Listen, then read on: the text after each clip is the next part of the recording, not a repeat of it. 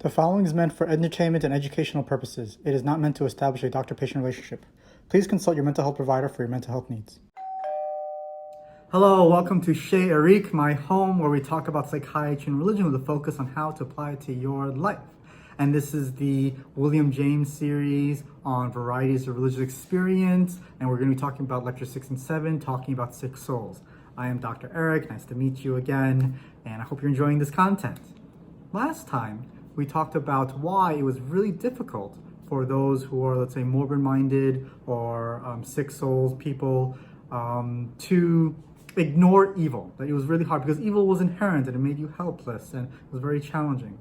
And in inability to ignore evil, the healthy-minded people's answer to it, to ignore things, really would ignore. It's hard to do because if they just ignored it, it would just slap you in the face. And that the most extreme version of inability to ignore bad things happening to you is your death. You're going to die. You cannot ignore it. So you need more than just ignorance of evil to handle, bad things happening to you. So that is the framework of last time. This time we'll be exploring more about the relationship between happiness and sadness. And namely, like how, history has sort of tried to mitigate happiness and sadness and compare the two and sort of kind of bring it together, sort of. I'll explain. James talks about one of his friends who viewed happiness as a transient thing, that it wasn't permanent, and as a result, he was more of the morbid-minded / sick soul type of person. And you could not convince this person at all, under any circumstances, that happiness could exist for a prolonged period of time. And that for many of us, the argument was that for many of us, no matter how happy we are, no matter how good we're doing, all you need to do is have something bad happen to you and you will turn into a big crybaby. So for example, for me, let's say I'm doing really well, things are going really well for me, I'm really happy, working really well, seeing patients, very happy to be doing a good job, and then I get the flu. And if I get the flu, I'm cranky, it's annoying, I can only eat soup, my stomach's all rough, right? That sucks. And no matter how optimistic I was before, when I'm getting the flu, when something bad's happening to me, that just sucks. And so there is this relationship between the person who is normally happy and then they will become sad. And what is that sort of relationship between the two? Well, William James talks about this idea that, we are going to die, right? But this idea of sadness itself, right, isn't really about the facts of you're going to die. It's really about the experiences you have and the meaning you derive from those experiences. And that's true for happiness as well. Your experiences have meaning to them. Your happiness, your sadness has meaning to them. And that creates that sort of judgment content that allows you to experience happiness and sadness. If you remove the meaning of it, then you're going to remove the emotional content to it, and all of that is kind of gone. He explores this by exploring the Greeks and other people in history in their relationship to, and how they've sort of tried to remove happiness or sadness through removing happiness. And he explores, let's say, 3 sort of examples. The first example is with Homer.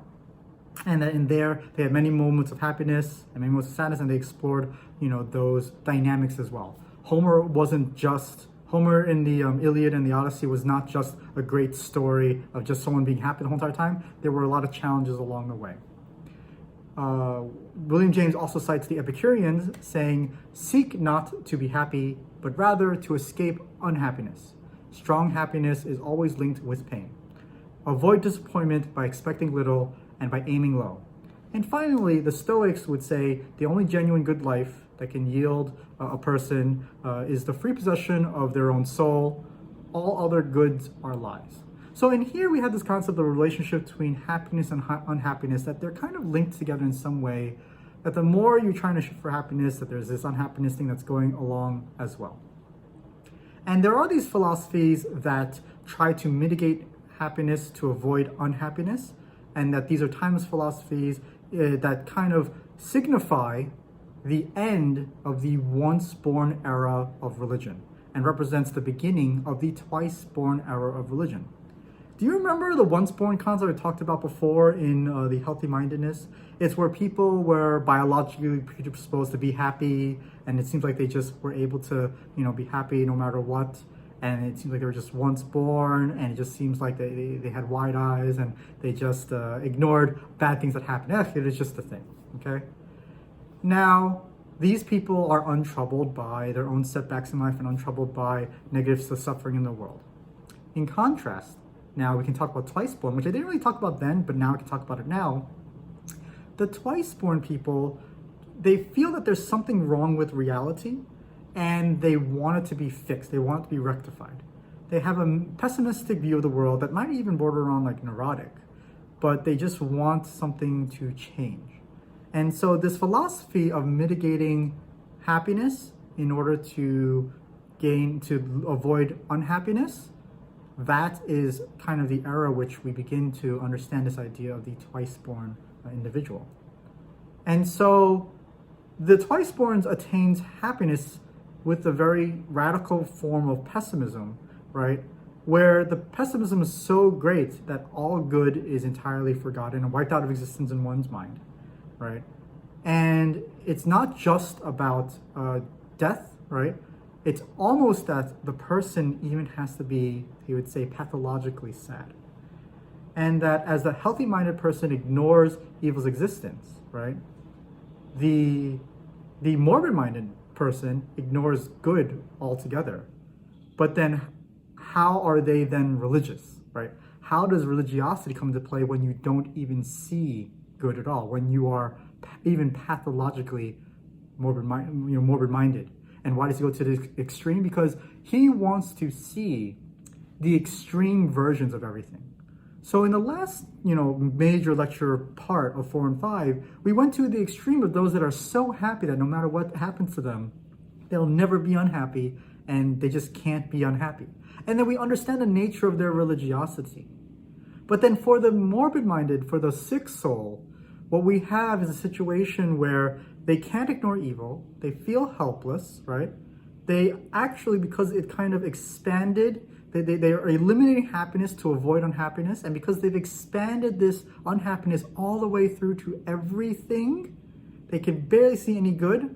If these are the people that exist, then what, in fact, is the way they understand religion?